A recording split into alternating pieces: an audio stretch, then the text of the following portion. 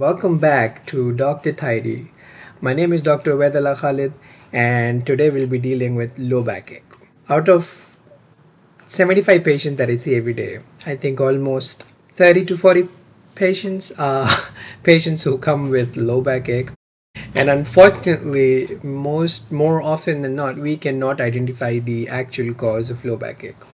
You see, basically, spinal pain is a multifaceted pain which involves lots of structural, biomechanical, biochemical, and of course, medical and psychosocial influences around work, anxiety, and the different types of stresses involved in modern day life. And treatment is sometimes effective and sometimes not as effective. So, today we'll be discussing more about low backache, why it occurs. We'll be trying to understand a little bit about the anatomy of the spine and a little bit about the anatomy of the disc. And I'll be telling you how low backache occurs, what's the pathophysiology behind it in terminology which is easily understood, and then we'll be discussing a few ways in which we can manage this. The management always depends on what causative factor we find, and the management that I will be discussing today will include investigations as well as coming to a stern diagnosis. Now let's talk about a little bit about the risk factors involved. Firstly, men and women are equally affected. It's funny, but younger people are more affected. That's more because of the lifestyle changes which have occurred in the recent years. It also appears that women greater than the age of 60 are more affected than men. This could be as a result of menopause, and when there's menopause, the amount of estrogen in the body of a woman gradually decreases, as a result of which women are more susceptible to develop osteoporosis, which further leads to disintegration of the vertebral body, and this might further lead to low backache. And then there's sciatica, which is neurological pain occurring from the back that radiates downwards into the back of the leg.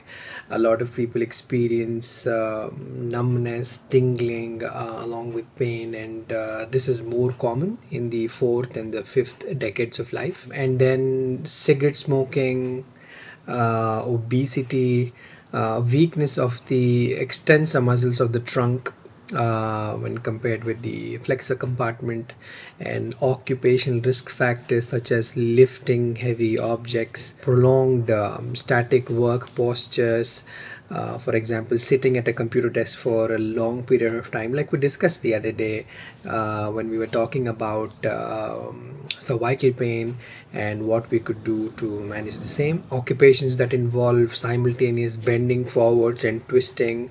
You have washerman's position. If you've seen lots of cases in India when the washer lady is standing and flexing her spine to a really acute angle and trying to do her work rather than sitting and doing in that position, and exposure to vibration as well are some of the risk factors involved in low backache. So let's take a look at the anatomy of the spine to understand this problem a little bit better. So the region where the spinal pain commences is ranging from the lumbar first vertebra until the second sacral vertebra, so L1 to S2. More commonly it's L4 to S2, but then in several patients, especially these days, we also have the proximal lumbar vertebrae also involved. These vertebrae are separated by a disc that you may have heard, and today we'll be discussing how the herniation of a disc is caused and some of the factors that lead to spinal canal stenosis that are actually contributing towards low backache. So spinal canal stenosis usually occurs as a person ages and the discs become drier to start with, and then once they become dry and get dehydrated, cracks develop in the disc. Basically, a disc is more or less like a donut in which the outer layer is made up of fibrous annulus and the inner layer is made of nucleus pulposus. what happens is once the nucleus pulposus starts coming out through these dehydrated fibrous annulus cracks, it comes and causes a little bit of pressure on the spinal canal and indirect pressure over the nerve root, or it could be both, or it could just be causing pressure over the spinal canal. When this occurs in the cauda equina region, where you have all the nerve fibers divided in a horse tail like pattern, you may have cauda equina, which is a serious condition, which is an emergency, where you will have horse saddle shaped anesthesia, where you will lose continence of the bowel, will you lose continence of the bladder. However, this is an entirely different topic altogether, and we'll be dealing it some other day. The scope of our discussion today is limited to spinal canal stenosis, low backache, and sciatica. The other region, causes that may cause spinal canal stenosis include bone diseases such as Paget's disease, achondroplasia, congenital defects, obviously a herniated disc like I explained, and any causes of pressure over the nerve roots over the spinal cord, and rarely, but something that does terribly occur are tumors of the spine. Now obviously these are mechanical related causes. However, we should also take into consideration non-mechanical causes of low backache, which include neurological syndromes, for example, myelopathy from intrinsic or extrinsic processes, lumbosacral plexopathy, especially from diabetes, neuropathy, for example, Guillain-Barré syndrome, dystonia, systemic disorders that include infections, neoplasms, metabolic bone disorders, and vascular disorders. And then lastly, you also have referred pain, including gastrointestinal disorders, genitourinary disorders, and gynecological disorders. Some of the cases you may also notice that a chronically constipated patient may develop low backache. Patients after anesthesia who have their bladders full and have not evacuated the bladders also experience low backache.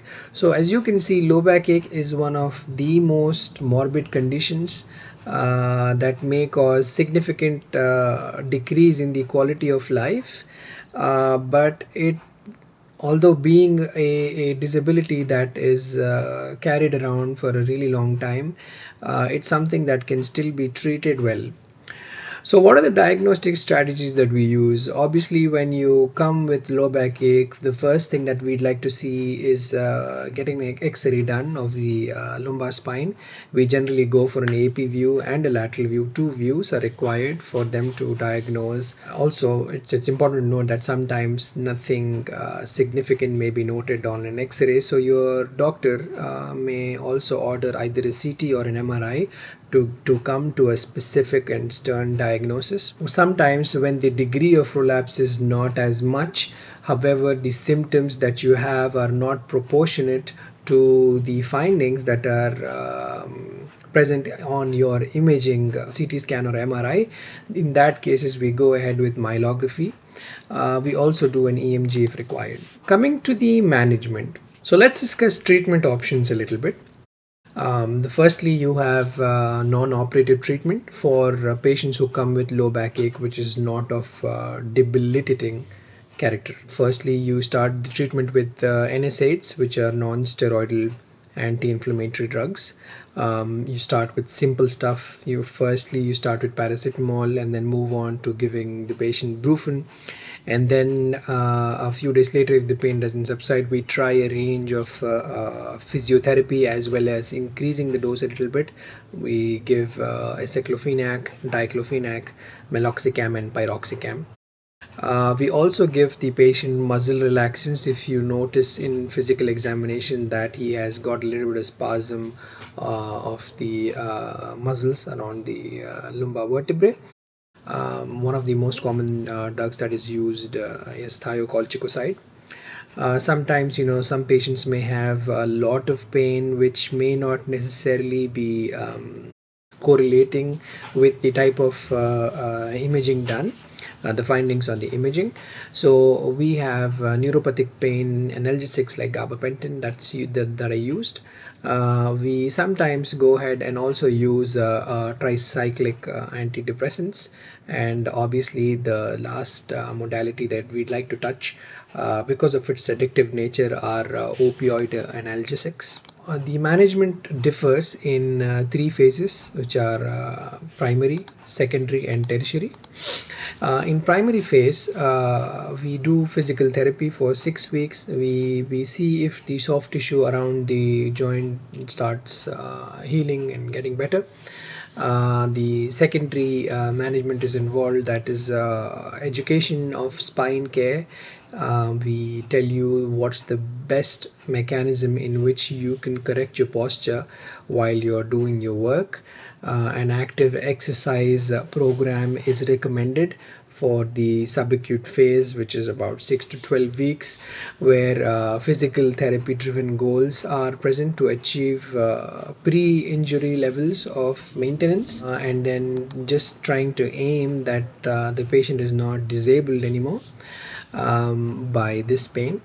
Now tertiary is when the spinal pain persists into a more chronic phase. Obviously therapeutic interventions shift from rest and analgesics to a more definitive pattern. Now this may involve therapeutic injections, some external therapies like ECT, so that the pain is reduced and the joints of the spine get activated and attain strength and flexibility to overcome the biomechanical forces. Well, the $1,000,000 question is, if you have backache, are you supposed to take bed rest? The answer for that is yes and no.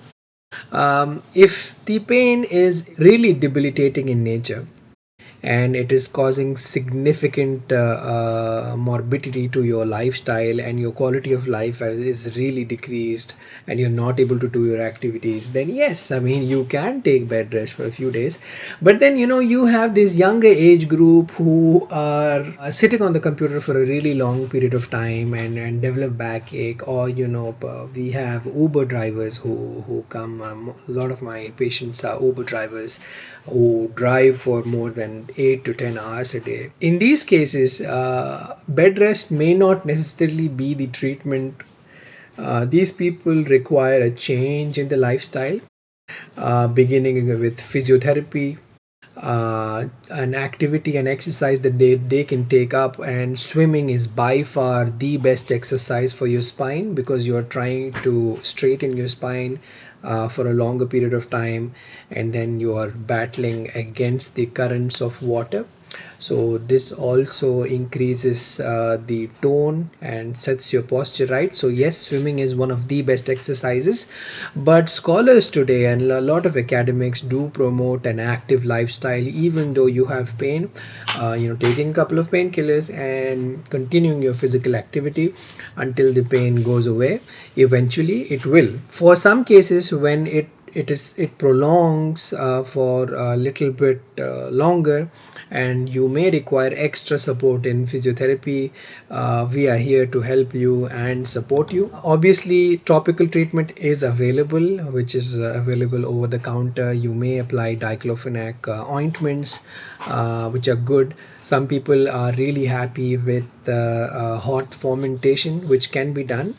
And if the cause supposed to be in the older age group is osteoporosis, then we will treat you with bisphosphonates and raloxifene and drugs that improve the bone mineral density. In cases where you have a prolapse which is greater than grade 3 and it's causing significant compression symptoms and decreasing the diameter of the spinal canal, we might have to do an intervention procedure, and you may have to undergo surgery. Now, depending on the causative factor of what has led to your low back ache, your orthopedic surgeon may decide on what modality is best for you. Obviously, NSAIDs and other drugs will be prescribed, but apart from that, the degree of management that's involved will change. Some people are recommended to undergo lumbar traction. Some people are recommended to undergo ECT, which is another form of physiotherapy. Epidural injections and epidural ediolysis are also recommended these days. Epidural injection is just an injection in which local anesthetic, a long-acting local anesthetic, and a degree of steroid is included in an injection, which is administered in your lower spinal region. Whereas adiolysis and intradiscal ectodermal therapy is a minimally invasive technique in which the annulus is subjected to thermal modulation. So this reduces the mechanical loading of a painful disc. Obviously, after this, your doctor may also recommend, if the pain does not subside, that lumbar surgery may be done. Now this is done in only in cases which are really painful. Like I said, lumbar disc is something that requires a lot of effort from your side in changing your lifestyle, in changing your posture. So once these things are taken care of, and still you use the medications and still the pain doesn't subside, it is only then a doctor may decide to go ahead with surgery. Now, modern surgery for lumbar disc prolapse and sciatica are generally characterized with small incisions, minimal blood loss, and they aim at early hospital discharge. To sum up, low back ache is definitely a condition that is pretty common in the orthopedic OPD. And if you have any problems in relation with low back ache, please feel free to come by to Dr. Tidy and discuss your problem. We have a range of services, including consultation, imaging, as well as physiotherapy. And if you have any questions, please feel free to contact me at any time. I will provide you as much as information as required, and also a professional opinion of how to overcome your problems. And I hope you've benefited from the session today, and I'll see you guys in the next one. Goodbye.